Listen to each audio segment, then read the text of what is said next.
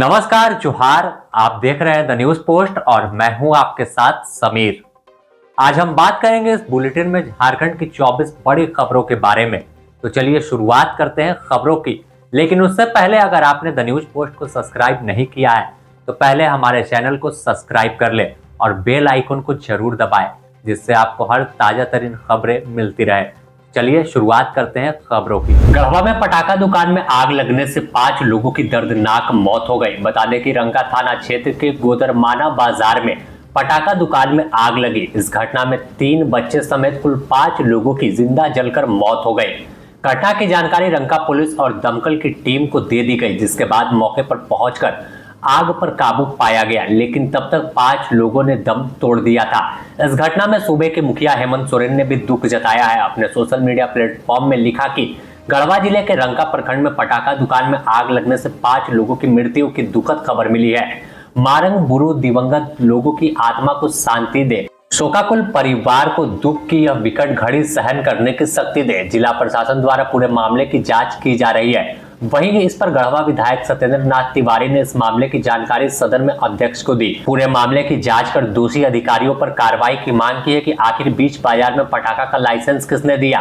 साथ ही सरकार से पीड़ित परिवार को 20 से 25 लाख रुपए मुआवजा देने की मांग की है। रांची के पूर्व डीसी छवि रंजन की अचानक तबीयत बिगड़ गई, जिसके बाद उन्हें होटवार जेल से रिम्स भेजा गया।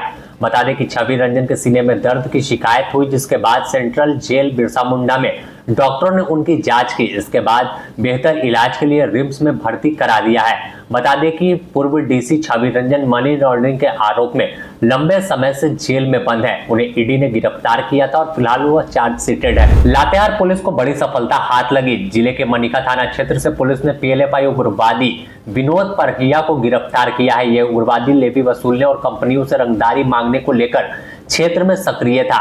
साथ ही वह धमकी देने और गोली चलाने में भी माहिर था। कई वारदातों में इसका नाम है।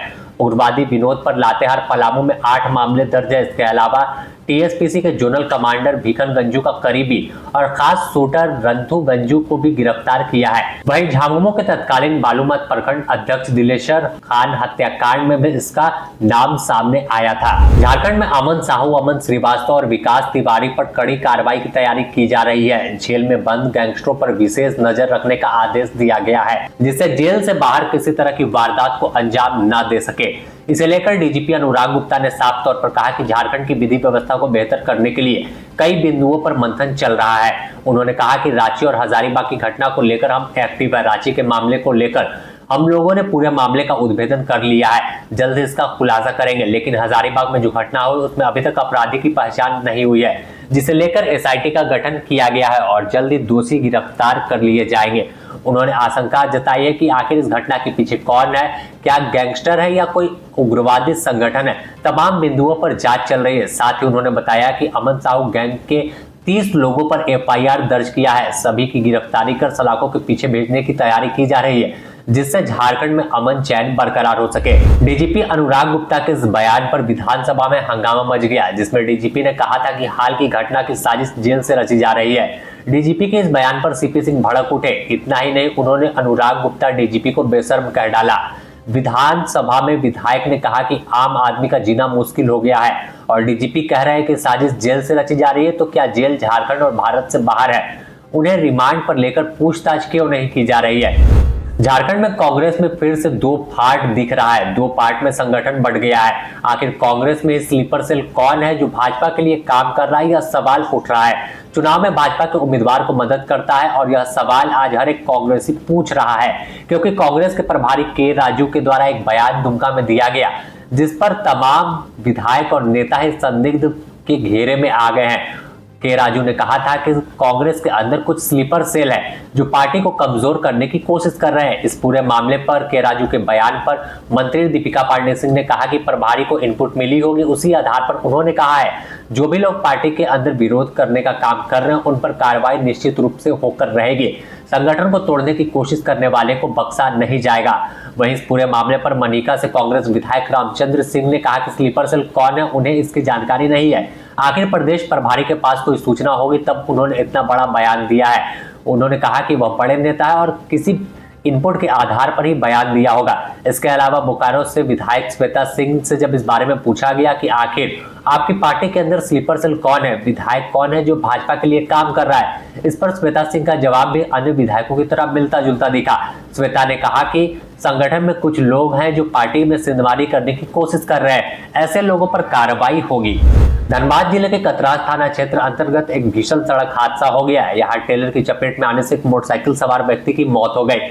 मृत व्यक्ति की पहचान नरेश सिंह 65 वर्ष के रूप में की गई है। बताया जा रहा है कि नरेश सिंह धनबाद सांसद डुल्लू महतो और बाघमारा विधायक शत्रुघ्न महतो का यूनियन के वर्कर थे। वहीं इस हादसे के बाद सड़क पर यातायात कुछ समय के लिए ठप हो गया। घटना की सूचना मिलते ही मौके पर पुलिस पहुंची और टेलर को कब्जे में ले लिया। वहीं पोस्टमार्टम के लिए 100 को अस्पताल भेज दिया है। घटना के बारे में बताया जा रहा है कि डुल्लू महतो के कार्यालय चिटाही से नरेश सिंह किसी काम से मोटरसाइकिल के लिए धनबाद जा रहे थे। इसी दौरान मटमुरना के समीप राजगंज के पास टेलर की चपेट में आकर उनकी दर्दनाक मौत हुई है। जमशेदपुर में इन दिनों चोरी का आतंक बढ़ता जा रहा है। चोर आए दिन किसी घर या दुकान को निशाना बनाए रहे। शहर में किसी न किसी थाना क्षेत्र में चोरी की घटना आम बात हो गई। रोज किसी न किसी थाना क्षेत्र में चोरी की बढ़ती घटना से आम लोगों में दहशत है। ताजा मामला परसूडी थाना क्षेत्र का है, जहां बीती रात चोरों ने एक घर को अपना निशाना बनाया और लाखों रुपए के जेवरात की चोरी कर फरार हो गए। बता दें कि परसूडी के शीतल चौक के पास गौरी भवन में चोरों ने घर का ताला तोड़कर लाखों रुपए के गहने पर हाथ साफ किया है। वहीं इसकी सूचना परसूडी थाना पुलिस को दी गई, जिसके बाद पुलिस मौके पर पहुंचकर जांच की है। वहीं पुलिस डॉग स्क्वाड को लेकर घटनास्थल पहुंची, जिसके बाद चोर तक पहुंचे जा सके इस बिंदु पर आगे बढ़ रही है। पुलिस ने दावा किया है कि इस मामले का जल्दी खुलासा कर लिया जाएगा। रामगढ़ जिले के वेस्ट बोकारो ओपी क्षेत्र के बड़गांव पंचायत के सूंडी टोला में करीब सुबह 10 बजे एक अधेड़ ने नाबालिग के साथ गलत करने की कोशिश की, मगर मौके पर मौजूद लोगों ने उसे पकड़कर जमकर पिटाई कर दी और पुलिस के हवाले कर दिया। पीड़ित की मां ने वेस्ट बोकारो ओपी में घटना की लिखित शिकायत देकर ओपी पुलिस से आरोपी को विरोध कठोर कार्रवाई करने की मांग की है। पीड़ित की मां ने बताया कि घर के बाहर बेटी खेल रही थी।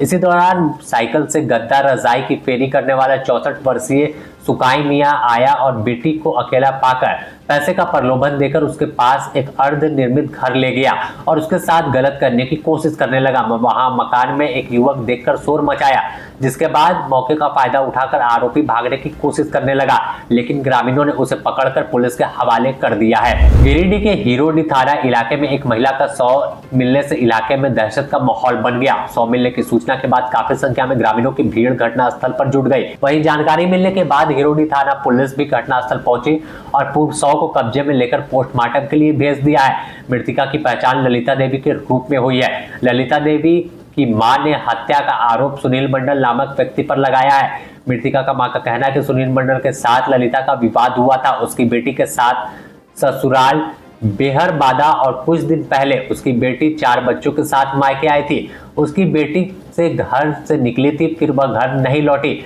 आज उसका 100 मिला है तो साफ है कि हत्या सुनील मंडल या इसके द्वारा कराई गई होगी। लोहरदगा जिले के सेन्हा थाना में लापता मासूम का 100 जंगल में मिलने के बाद इलाके में सनसनी फैल गई। वहीं परिवार के लोगों का रो रो कर बुरा हाल है।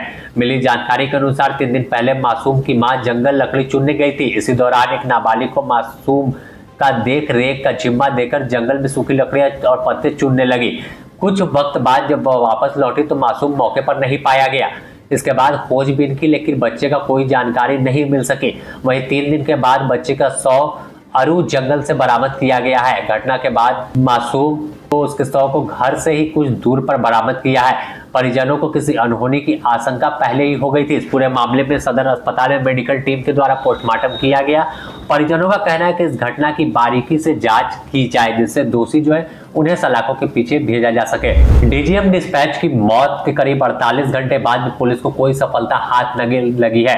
अपर पुलिस अधीक्षक सह हेडक्वार्टर डीएसपी अमित कुमार के नेतृत्व में एसआईटी गठित की गई है। एनटीपीसी के डीजीएम के साथ काम करने वाले अधिकारियों और उनके परिवार वालों से भी पुलिस किसी तरह के थ्रेट मिलने की जानकारी ले रही कि क्या किसी धमकी मिली थी। वहीं इस पर पूरे मामले पर डीजीपी अनुराग गुप्ता और आईजी एस माइकल राज ने जब उपलब्धियों की समीक्षा की, उन्होंने अधिकारियों को गहनता से जांच करने का निर्देश दिया।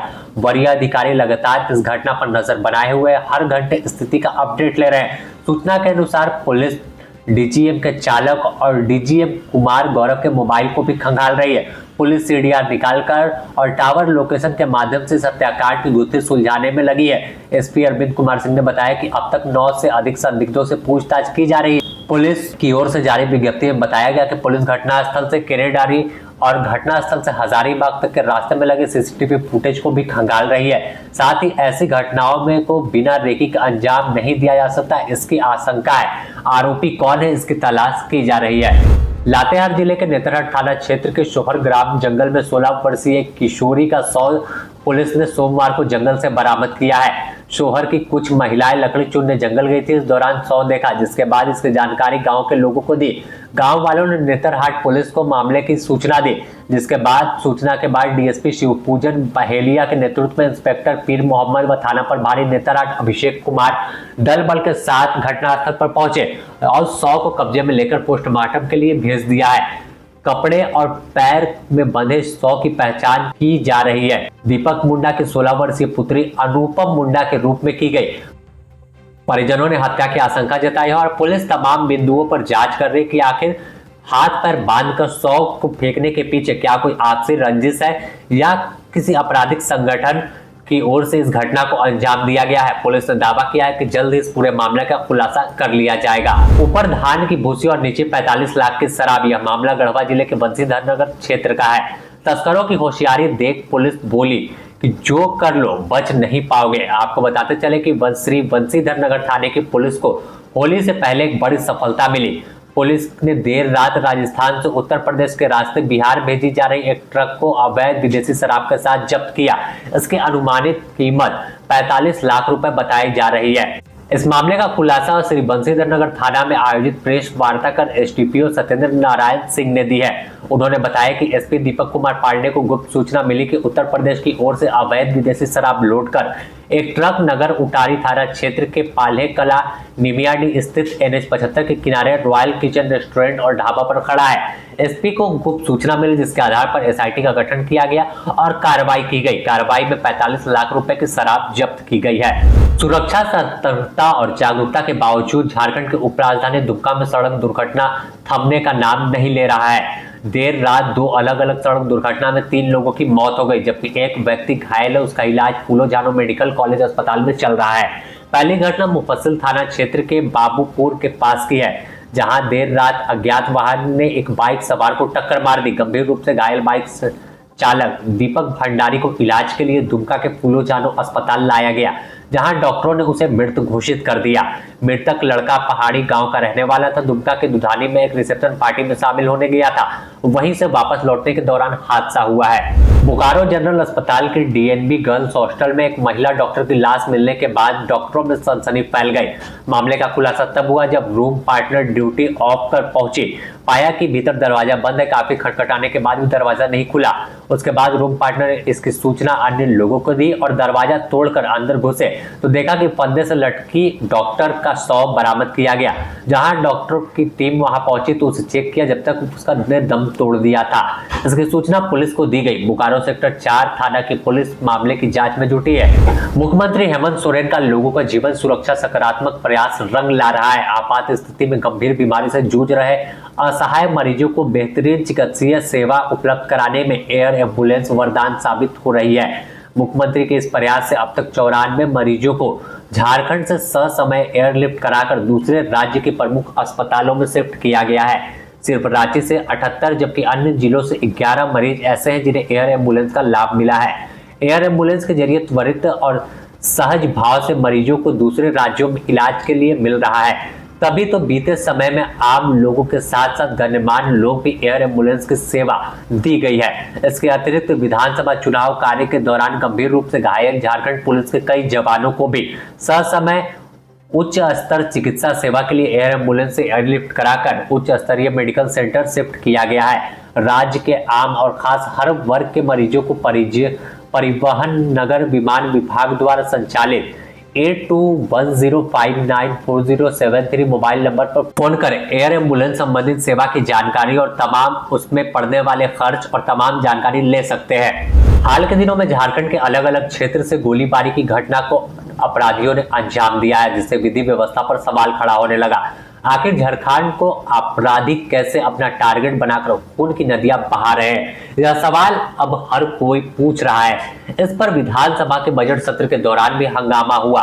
विधानसभा की कार्यवाही स्थगित हो गई। सदन के अंदर और सदन के बाहर विपक्ष ने सरकार को घेरा। वहीं विधि व्यवस्था को लेकर मंत्री सुदीप कुमार सोनू ने कहा कि यह कोई नया मामला नहीं है। क्राइम रेट में अन्य राज्यों से झारखंड बेहतर है। हाल के दिनों में घटना जरूर घटी, लेकिन पुलिस अपना काम कर रही है और जो अपराधी है उन्हें सलाखों के पीछे भेजने में लगी है। कानून का राज है और कानून के तहत कार्रवाई की जा रही। कोई बुलडोजर वाली सरकार यहाँ नहीं है। वहीं इस पर विपक्ष के विधायकों का कहना है कि राज्य सरकार के संरक्षण में इस तरह से आपराधिक घटनाएं घटी है।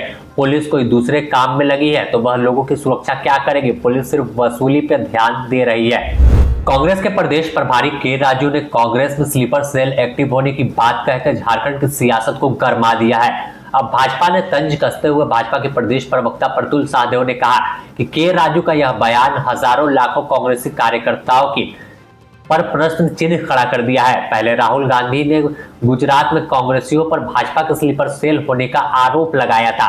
अब उन्हीं के रास्ते पर चलते हुए झारखंड के प्रभारी के राजू ने भी झारखंड में कांग्रेस के भीतर भाजपा का सहयोग करने वाले स्लीपर सेल होने की बात कह दी है। दशकों से निस्वार्थ भाव से कांग्रेस का झंडा ढोने वाले हजारों की निष्ठा पर एक प्रश्न चिन्ह खड़ा हो गया है। उम्मीद है कि ऐसे स्लीपर सेल की लिस्ट जारी करेंगे, वरना झारखंड के तमाम कांग्रेसी स्लीपर सेल होने के संदेह के दायरे में आ जाएंगे। जमशेदपुर के कदमा पुलिस को एक बड़ी सफलता हाथ लगी। अपराध की योजना बनाते 3 युवकों को गिरफ्तार कर लिया, जिसके बाद उन्हें जेल भेज दिया। जमशेदपुर के कदमा इलाके में लगातार आपराधिक गतिविधि की जानकारी मिल रही थी, जिसके बाद पुलिस ने मोहम्मद इरफान, सैफ अली खान और अफसर अली को एक गिरोह के आरोप में गिरफ्तार किया है, जिनके पास से 3 जिंदा गोली, एक देसी कट्टा बरामद किया है और नशे के कई सामान भी बरामद किए हैं। एसएसपी कौशल किशोर ने प्रेस वार्ता कर जानकारी दी। उन्होंने बताया कि शास्त्री नगर ब्लॉक नंबर 2 स्थित हरदेव बड़ी के समीप गोरा गिरोह के सदस्य किसी हत्या की योजना को अंजाम देने की फिराक में थे। इसे लेकर वहां एकत्रित हुए थे। इसकी तत्काल सूचना सिटी एसपी को मिली, जिसके बाद टीम गठित कर सभी पर कार्रवाई की गई है। साहिबगंज जिले के तीनपाड़ा थाना क्षेत्र के लावान राजमहल मुख्य पथ पर स्थित खैर बन्नी मोड़ के पास बीती रात्रि गोलीकांड का खुलासा पुलिस ने कर लिया। घटना को अंजाम देने वाले आरोपी दामाद को पुलिस ने गिरफ्तार कर लिया है और उसे जेल भेज दिया, जिसकी जानकारी राजमहल अनुमंडल पुलिस पदाधिकारी विमलेश कुमार त्रिपाठी ने तीनपाड़ थाना में प्रेस वार्ता कर दी है। झारखंड में सीएनजी ऑटो चालक महासंघ डाल्टनगंज के द्वारा जिला कमेटी और ऑटो चालक मालिकों की बैठक 6 बजे मुहान पर हुई। ऑटो स्टैंड में हुई बैठक की अध्यक्षता पलामू जिला अध्यक्ष रमाकांत दुबे ने किया। सभा का संचालन प्रदेश महासचिव राकेश सिंह ने किया। बैठक में कार्यक्रम में मुख्य अतिथि के तौर पर झारखंड प्रदेश सीएनजी ऑटो चालक महासंघ के संस्थापक सह प्रदेश अध्यक्ष दिनेश सोनी, प्रदेश कोषाध्यक्ष वीरेंद्र सिंह और भोला राय मुख्य रूप से मौजूद रहे। कार्यक्रम को संबोधित करते हुए दिनेश सोनी ने उपस्थित ऑटो चालक और मालिकों को होली की बधाई देते हुए ऑटो चालक मालिक को यूनियन के पदाधिकारियों को कुछ दिशा निर्देश भी दिया है। सबसे पहले जो यूनियन का सदस्य होगा वह सदस्यता फॉर्म भरे और सदस्य बने। अगर वह ऑटो चालक सदस्य बनते हैं तो उनको अपना जो भी मंथली मासिक देना होगा उसे ऑटो चालक को ही भुगतान करना होगा। उसके बदले यूनियन के द्वारा सभी ऑटो चालक मालिकों की पहचान के लिए आई कार्ड बनाया जाएगा, जिससे यह साफ हो सके कि कौन ऑटो चालक है। साथ ही इलाके में चलने वाले ऑटो चालक का एक ड्रेस भी बनाया जाएगा। रांची विश्वविद्यालय के दीक्षांत मंडप में अगवा अधिकार मंच द्वारा भव्य होली मिलन समारोह में हजारों छात्र छात्राओं ने उमंग और उत्साह के साथ रंग के इस पावन पर्व का आनंद लिया। रंग बिरंगे गुलाल में सराबोर इस समारोह में आपसी सौहार्द, भाईचारे और एकता की अनूठी झलक देखने को मिली। सभी मिलकर रंगों की बौछार की ओर से होली की पारंपरिक गीतों पर झूमकर एक दूसरे में खुशियां बांटी है। इस उल्लास का आयोजन अगवा अधिकार मंच के संरक्षक आशुतोष गोस्वामी, युवा नेता वेदांत कौस्तव और मंच के प्रदेश संयोजक गौतम सिंह बतौर मुख्य अतिथि शामिल हुए। मंच के नेताओं ने छात्रों को होली की शुभकामनाएं दी और समाज में एकता और भाईचारे का महत्व को रेखांकित किया है।